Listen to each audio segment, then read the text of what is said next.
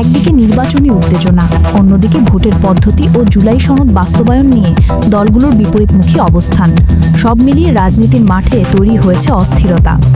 বিশেষ করে বিএনপি ও জামায়াতের অনৈক্যকে অনেকেই বাংলাদেশকে অস্থিতিশীলতার দিকে ঠেলে দেওয়ার ইঙ্গিত হিসাবে দেখছেন। একই সময়ে জামায়াত সহ বিভিন্ন ইসলামী দল দুই কক্ষে পিআর পদ্ধতিতে নির্বাচনের দাবিতে সভা সমাবেশ চালিয়ে যাচ্ছে।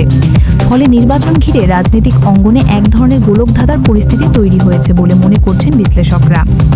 এমন প্রেক্ষাপটে ঐক্যমত কমিশনের সহসভাপতির পরামর্শে বিএনপি জামায়াতের সঙ্গে আলোচনার উদ্যোগ নিয়েছে 9টি দল।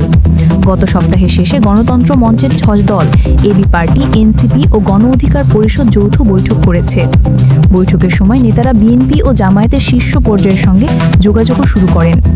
যদিও নির্বাচনী জোট গঠনের বিষয়ে তারা স্পষ্ট অবস্থান জানাননি, তবে সম্ভাবনাটি পুরোপুরি উড়িয়েও দেননি।